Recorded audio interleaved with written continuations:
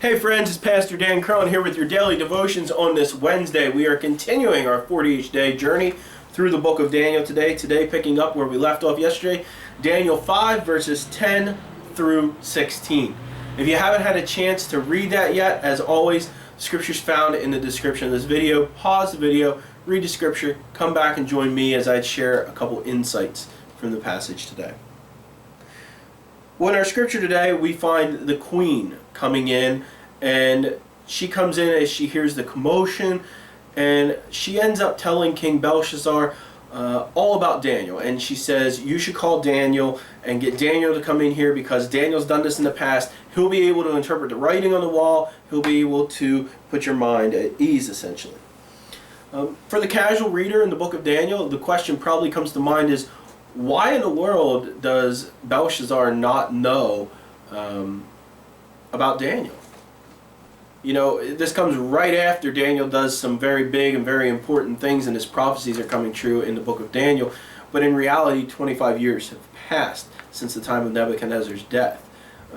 Possibly Daniel, who is probably somewhere around 80 years old, he's an old man at this point. Possibly he's in some type of retirement, if there was such a thing for a royal prophet in those days.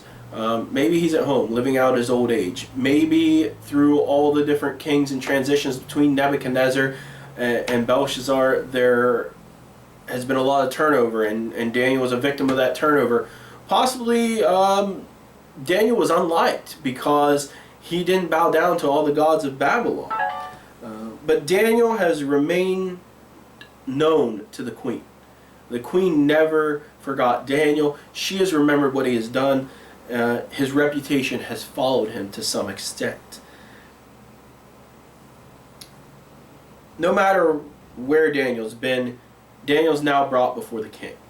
And King Belteshazzar makes sure to put Daniel in his place as he's brought before him. He reminds Daniel, he says, you were in exile.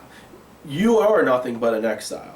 And Daniel's challenged by Belteshazzar to prove himself to the new king by reading this mysterious writing on the wall. So just as Nebuchadnezzar had challenged Daniel, now the new king is putting him to the test, and tomorrow we'll see how Daniel makes out. Our takeaway for today, Daniel has remained in the queen's memory for these last 25 years. His reputation has followed him, even though he might have fallen from a prominent position that he once held. So what reputation follows you, friends? What legacy are you leaving behind for future generations to see and to remember you by? I'll let you think on that until we meet again tomorrow. Until then, do no harm, do good, stay in love with God, my friends.